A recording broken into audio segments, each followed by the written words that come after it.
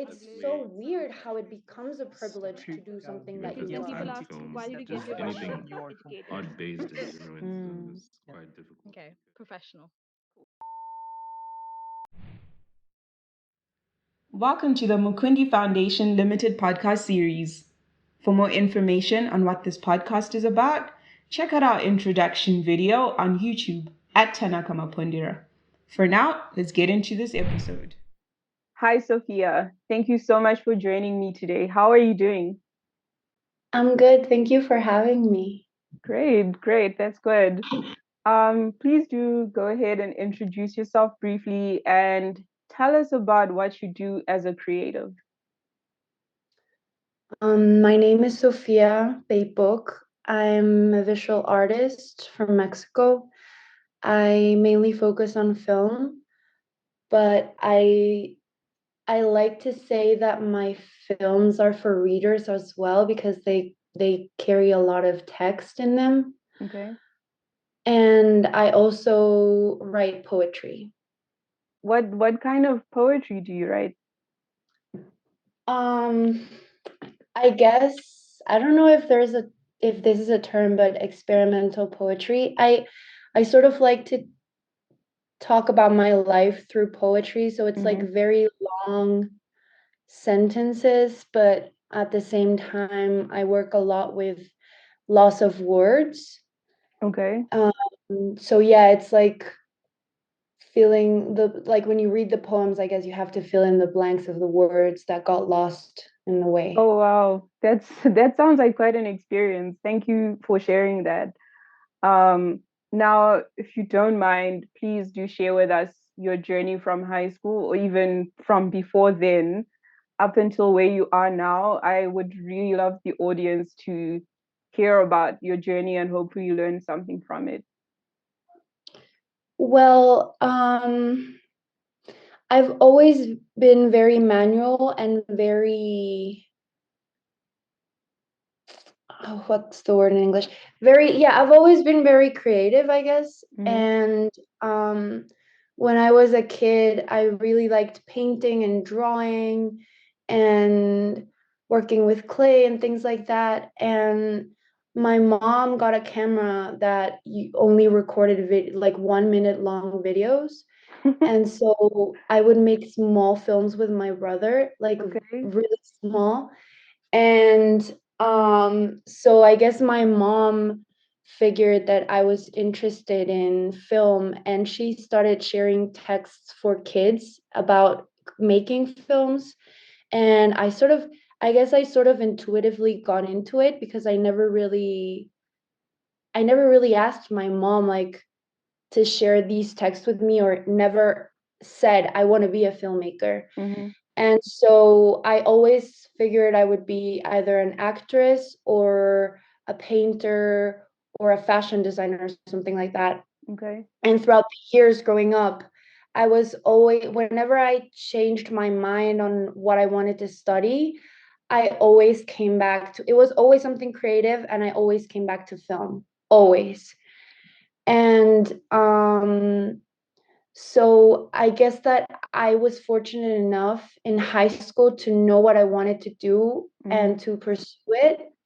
So I took some film theory classes, and I did films with my phone. But then at the same time, growing up, I kept pursuing painting. And I remember that I wrote once in a while, I wrote poems or wrote small short stories or things like that, but I never saw potential in that. It was always just something that I did for myself.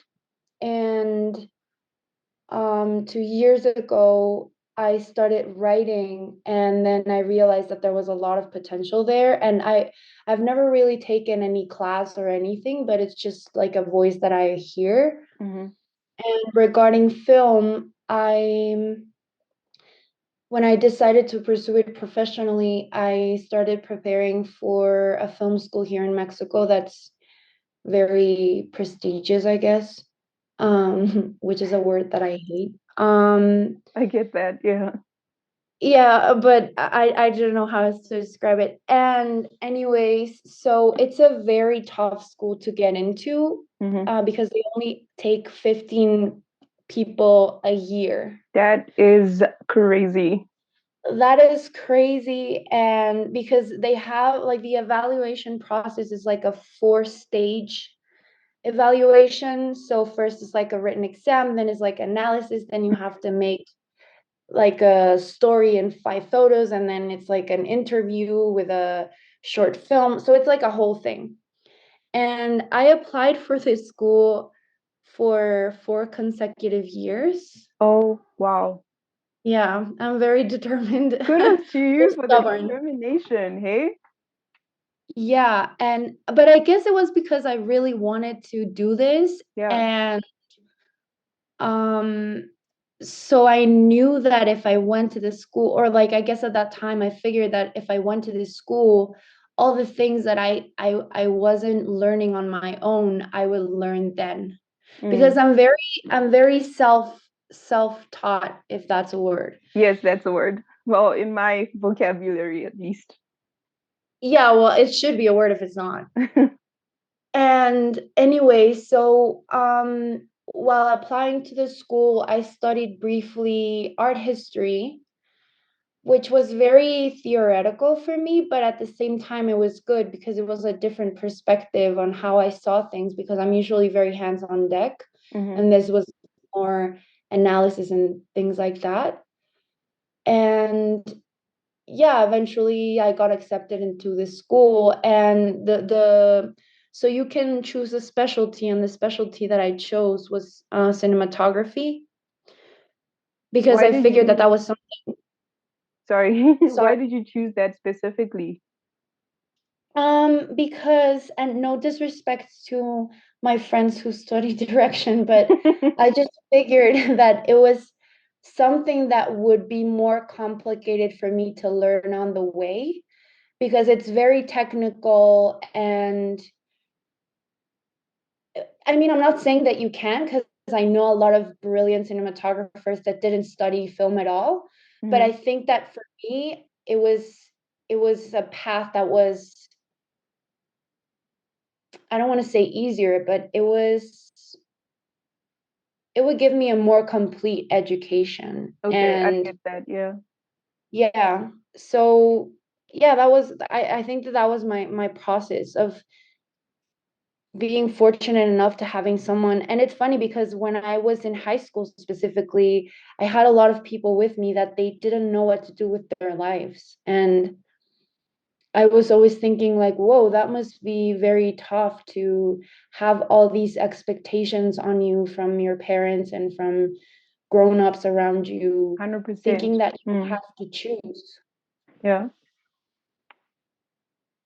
And with those people, were there particular things they were good at, or was it some kind of situation where they were good at maybe the sciences and uh, I don't know, arts, and also like the business side of things? Because just to quickly digress, when I was in high school, I really enjoyed languages, so I was like good at French, but I also enjoyed physics, and I also enjoyed design and technology. And in the society that I grew up in, it was very much of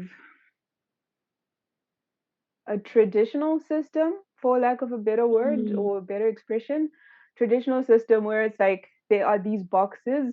So like there's the science box, there's the business box, and then there's the arts box where you have to fit into, and you can't just like say, oh, I want one thing or like a few things from each of the boxes, and I'm gonna try and put these things together and figure it out. So I just would like to find out from you, were there ever cases like that, or did you ever experience something like that where there was some kind of lack of clarity in terms of making a decision about which direction you or like a friend that you had wanted to take? Hmm. Yes. Um, I think it's funny that you bring all these things up because for me, I have this idea that you can be creative. This is gonna sound kind of cliche, but you can be creative in whatever field you work on. So there's like this idea that artists, quote unquote, are the only people that are creative in their practice, right? Preach. Yes. And so I don't know. I mean, I think that yes, there were definitely people that were I mean, like everyone, everyone that I went to school with, and sorry, and my brother, sorry, my brother who's younger than me, also, like everyone in his class, like I saw that they were all talented, and we're like, as kids we're all very brilliant, and I think that as we grow up we become limited by what our parents and grown-ups tell us what we can or cannot do. So I think that, like, when you're like, for instance, me, I was always very, I guess, obviously artistic, quote unquote. So everyone just figured, like, yeah, she's going to be an artist. And but then, for example, my brother was always very much into like robotics, and he liked astronauts, and he was very mental, and so everyone figured he was going to be a robotic engineer, for example, or something more down that path, which to me is very creative. You have to be very inventive and insightful, because otherwise, how are you going to work with robots, right? Yeah. Yeah, and everyone was like, well, he's not going to be an artist because he's too brainy and blah blah blah. And my brother ended up making films. And not to say that if you are good at math you have to be an artist, but I'm saying, I think that if every high schooler or every kid has the opportunity to pursue the intellectual aspects of their education as well as the artistic aspects of their education, even if they do pursue a more quote unquote traditional career, um, the way that they'll approach it will be completely different than if they just focus on the mental aspect of things. Yeah, 100%. That is amazing. And the fact that in as much as we are coming from having grown up in different communities and societies with different societal values and ways of looking at things, there is that similarity when it comes to, we all start off as kids and we're curious and interested in all these different aspects about life and other things that, probably haven't even been discovered or something like that.